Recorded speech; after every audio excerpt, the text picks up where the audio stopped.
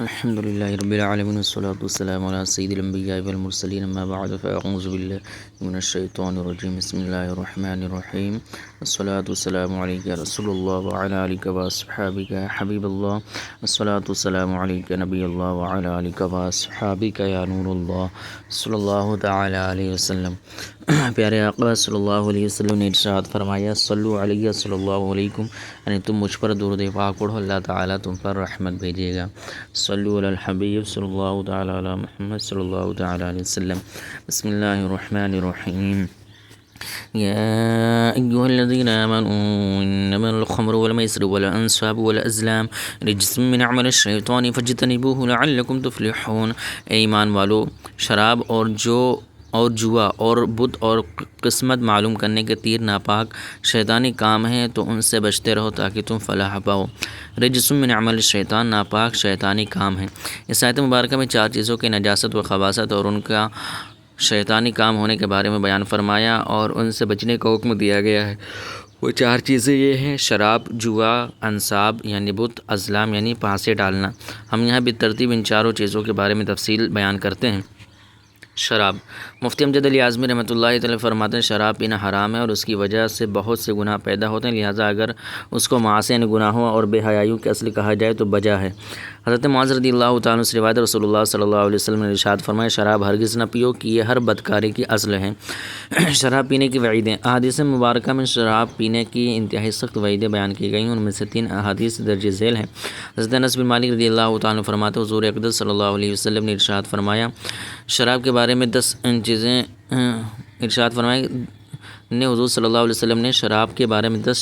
شخصوں پر لعنت کی: شراب بنانے والے پر، شراب بنوانے والے پر، شراب پینے والے پر، شراب اٹھانے والے پر، جس کے پاس شراب اٹھا کر لائی گئی اس پر، شراب پلانے والے پر، شراب بیچنے والے پر، شراب کی قیمت کھانے والے پر، شراب خریدنے والے پر، جس کے لیے شراب خریدی گئی اس پر۔ حضرت ابو مالک اشعری رضی اللہ تعالیٰ سے روایت ہے رسول اللہ صلی اللہ علیہ وسلم نے ارشاد فرمایا میری امت کے کچھ لوگ شراب پئیں گے اور اس کا نام بدل کر کچھ اور رکھیں گے، ان کے سروں پر باجے بجائے جائیں گے اور گانے والیاں گائیں گی، اللہ تعالیٰ انہیں زمین میں دھسا دے گا اور ان میں سے کچھ لوگوں کو بندر اور سور بنا دے گا۔ حضرت ابو امامہ رضی اللہ تعالیٰ سے روایت رسول اللہ صلی اللہ علیہ وسلم نے فرمایا اللہ تعالیٰ فرماتا ہے قسم ہے میری عزت کی، میرا جو بندہ شراب کی ایک گھونٹ بھی پیے گا میں اس کو اتنی ہی پلاؤں گا، اور جو بندہ میرے خوف سے اسے چھوڑے گا میں اس کو حوض قدس سے پلاؤں گا۔ شراب حرام ہونے کا 10 انداز میں بیان، اس آیت اور اس کے بعد والی آیت میں شراب کے حرام ہونے کو 10 مختلف انداز میں بیان کیا گیا ہے۔ نمبر 1 شراب کو جوئے کے ساتھ ملایا گیا، نمبر 2 بتوں کے ساتھ ملایا گیا، نمبر 3 شراب کو ناپاک قرار دیا ہے، نمبر 4 شیطانی کام قرار دیا، نمبر 5 اس سے بچنے کا حکم دیا ہے، نمبر 6 کامیابی کا مدار اس سے بچنے پر رکھا ہے، نمبر 7 شراب کو عداوت اور بغض کا سبب قرار دیا ہے، نمبر 8 اور 9 شراب کو ذکر اللہ اور نماز سے روکنے والی چیز فرمایا ہے، نمبر 10 اس سے باز رہنے کا تاکید حکم دیا ہے۔ شراب نوشی کے نتائج، یہاں ہم شراب نوشی کے چند وہ نتائج ذکر کرتے ہیں جو پوری دنیا میں نظر آ رہے ہیں تاکہ مسلمان ان سے عبرت حاصل کریں اور جو مسلمان شراب نوشی میں مبتلا ہیں وہ اس برے عمل سے باز آ جائیں۔ شراب نوشی کی وجہ سے کروڑوں افراد مختلف مہلک اور خطرناک امراض کا شکار ہو رہے ہیں، لاکھوں افراد شراب نوشی کی وجہ سے ہلاک ہو رہے ہیں، زیادہ تر سڑک حادثے شراب پی کر گاڑی چلانے کی وجہ سے ہو رہے ہیں، ہزار افراد شرابیوں کے ہاتھوں بے قصور قتل و غارت گری کا نشانہ بن رہے ہیں، لاکھوں عورتیں شرابی شوہروں کے ظلم و ستم کا نشانہ بنتی ہیں، لاکھوں عورتیں شرابی مردوں کی طرف سے جنسی حملوں کا شکار ہو رہی ہیں، والدین کی شراب نوشی کی وجہ سے زندگی کی توانائیوں سے عاری اور مختلف امراض میں مبتلا بچے پیدا ہو رہے ہیں، لاکھوں بچے شرابی والدین کی وجہ سے یتیمی اور اسیری کی زندگی بسر کرنے پر مجبور ہیں، شرابی شخص کے گھر والے اور اہل و عیال اس کی ہمدردی اور پیار و محبت سے محروم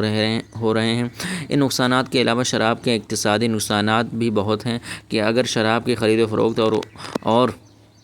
امپورٹ ایکسپورٹ سے حاصل ہونے والی رقم ان اخراجات کا موازنہ کیا جائے جو شراب کے برے اثرات کی روک تھام پر ہوتے ہیں تو سب پر واضح ہو جائے گی شراب سے حاصل ہونے والی آمدنی ان اخراجات کے مقابلے میں کچھ بھی نہیں جو اس کے برے نتائج کو دور کرنے پر ہو رہے ہیں۔ مثال کے طور پر شراب نوشی کی وجہ سے ہونے والی نفسیاتی اور دیگر بیماریوں کی علاج، نشے کی حالت میں ڈرائیونگ سے ہونے والے حادثات، پولیس کی گرفتاریاں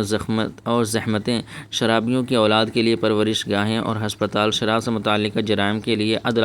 عدالتوں کی مصروفیات، شرابیوں کے لیے قید خانے وغیرہ امور پر ہونے والے اخراجات دیکھے جائیں تو یہ شراب سے حاصل ہونے والی آمدنی سے کہیں زیادہ نظر آئیں گے۔ اور اس کے علاوہ کچھ نقصانات تو ایسے ہیں کہ جن کا موازنہ مال و دولت سے کیا ہی نہیں جا سکتا، جیسے پاک نسلوں کی تباہی، سستی، بے راہ روی، ثقافت و تمدن کی پسماندگی، احساسات کی موت، گھروں کی تباہی، آرزوؤں کی بربادی اور صاحبان فکر افراد کی دماغی صلاحیتوں کا نقصان۔ یہ وہ نقصانات ہیں جن کی تلافی روپے پیسے سے کسی صورت ممکن ہی نہیں۔ اللہ تعالیٰ مسلمانوں کو عقل سلیم اور ہدایت عطا فرمائے اور شراب نوشی کی آفت بد سے نجات عطا فرمائے۔ جوا، اعلیٰ حضرت امام احمد رضا خان رحمۃ اللہ تعالیٰ علیہ فرماتے جوئے کا روپیہ قطعی حرام ہے۔ جوئے کی مذمت میں 2 احادیث میں جوئے کی شدید مذمت بیان کی گئی۔ چنانچہ جوئے کے ایک کھیل کے بارے میں حضرت ابو ہریرہ رضی اللہ تعالیٰ عنہ سے روایت، رسول اللہ صلی اللہ علیہ وسلم نے ارشاد فرمایا، جس نے نرد شیر جوئے کا ایک کھیل کھیلا تو گویا اس نے اپنا ہاتھ خنزیر کے گوشت اور خون میں ڈبو دیا۔ حضرت ابو عبد الرحمن ختمی رضی اللہ تعالیٰ عنہ سے روایت، حضور اقدس صلی اللہ علیہ وسلم نے ارشاد فرمایا، جو شخص نرد کھیلتا ہے پھر نماز پڑھنے اٹھتا ہے، اس کی مثال اس شخص کی طرح جو پیپ اور سور کے خون سے وضو کر کے نماز پڑھنے کھڑا ہوتا ہے۔ جوئے کے دنیاوی نقصانات۔ دین اسلام نے اپنے ماننے والوں کو ہر اس عمل اور عادت سے روکا ہے جس سے ان کا مالی اور جسمانی نقصان وابستہ ہو اور وہ انہیں اللہ تعالیٰ کے ذکر سے غافل کر دیں۔ ایسے بے شمار چیزوں میں سے ایک چیز جوا بازی ہے جو کہ معاشرتی امن و سکون اور باہمی محبت و یکانگت کے لیے زہر قاتل سے بڑھ کر ہے، اور قرآن و حدیث میں مختلف انداز سے مسلمانوں کو اس شیطانی عمل سے روکا گیا ہے، لیکن افسوس کہ فی زمانہ مسلمانوں کی ایک تعداد اس خبیث ترین عمل میں مبتلا نظر آ رہی ہے، اور یہ لوگ دنیا اور آخرت کے لیے حقیقی طور پر مفید کاموں کو چھوڑ کر اپنے شب و روز کو اسی عمل میں لگائے ہوئے ہیں، اور ان کی اسی روش کا نتیجہ ہے کہ ان مسلمانوں کی نہ تو دنیاوی پسماندگی دور ہو رہی ہے اور نہ ہی وہ اپنی اخروی کامیابی کے لیے کچھ کر پا رہے ہیں۔ ہم یہاں جوئے بازی کے 3 دنیاوی نقصانات ذکر کرتے ہیں تاکہ مسلمان انہیں پڑھ کر اپنی حالت پر کچھ رحم کریں اور جوئے سے باز آ جائیں۔ جوئے کی وجہ سے جوئے بازوں میں بغض و عداوت اور دشمنی پیدا ہو جاتی ہے اور بسا اوقات قتل و غارت گری تک نوبت پہنچ جاتی ہے۔ جوئے بازی کی وجہ سے مالدار انسان لمحوں میں غربت اور افلاس کا شکار ہو جاتا ہے، خوشحال گھر بدحالی کا نظارہ پیش کرنے لگتے ہیں، اچھا خاصا آدمی کھانے پینے تک کا محتاج ہو کر رہ جاتا ہے، معاشرے میں اس کا بنا ہوا وقار ختم ہو جاتا ہے اور سماج میں اس کی کوئی قدر و قیمت اور عزت باقی نہیں رہتی۔ جوئے باز نفع کے لالچ میں بقصد قرض لینے اور کبھی کبھی سودی قرض لینے پر بھی مجبور ہو جاتا ہے، اور جب وہ قرض ادا نہیں کر پاتا اسے قرض نہیں ملتا تو وہ ڈاکہ زنی اور چوری وغیرہ میں مبتلا ہو جاتا ہے، حتیٰ کہ جوئے باز چاروں جانب سے مصیبتوں میں ایسا گھر جاتا ہے کہ بالآخر وہ خودکشی کرنے پر مجبور ہو جاتا ہے۔ اللہ تعالیٰ مسلمانوں کو ہدایت عطا فرمائے اور انہیں اس شیطانی عمل سے بچنے کی توفیق عطا فرمائے۔ انصاب، حضرت عبداللہ بن عباس رضی اللہ تعالیٰ عنہ سے روایت ہے کہ اس سے مراد وہ پتھر ہیں جن کے پاس کفار اپنے جانوروں کو ذبح کرتے تھے۔ امام عبداللہ بن احمد نصفی رحمۃ اللہ تعالیٰ علیہ فرماتے ہیں اس سے مراد بت ہیں کیونکہ انہیں نصب کر کے ان کی پوجا کی جاتی ہے۔ علامہ ابو حیان محمد بن یوسف اندلسی رحمۃ اللہ تعالیٰ فرماتے ہیں اگر انسان سے مراد وہ پتھر ہوں جن کے پاس کفار اپنے جانور ذبح کیا کرتے تھے تو ان پتھروں کو ناپاک اس لیے کہا گیا تاکہ کمزور ایمان والے مسلمانوں کے دلوں میں اگر ان کی کوئی عظمت باقی ہے تو وہ بھی نکل جائے، اور اگر انصاب سے مراد وہ بت ہوں جن کی اللہ تعالیٰ کے علاوہ عبادت کی جاتی ہے، ان کے پاس جانور ذبح کیے جاتے ہوں یا نہیں تو انہیں ناپاک اس لیے کہا گیا تاکہ سب پر اچھی طرح واضح ہو جائے کہ جس طرح اصنام سے بچنا واجب ہے اسی طرح انصاب سے بچنا بھی واجب ہے۔ ازلام، زمانے جاہلیت میں کفار نے 3 تیر بنائے ہوئے تھے، ان میں سے ایک پر لکھا تھا ہاں، دوسرے پر لکھا تھا نہیں اور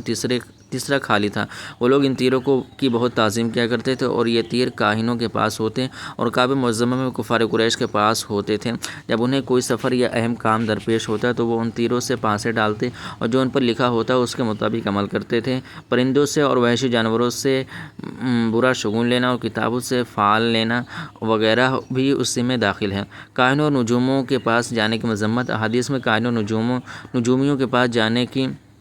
شدید مذمت بیان کی گئی۔ ان میں سے 3 احادیث درج ذیل ہیں۔ حضرت ابو ہریرہ رضی اللہ تعالیٰ عنہ سے روایت ہے، سرکار دو عالم صلی اللہ علیہ وسلم نے ارشاد فرمایا، جو کسی نجومی یا کاہن کے پاس گیا اور اس کے قول کی تصدیق کی تو گویا اس نے اس کا انکار کر دیا جو حضرت محمد مصطفیٰ صلی اللہ علیہ وسلم پر نازل کیا گیا۔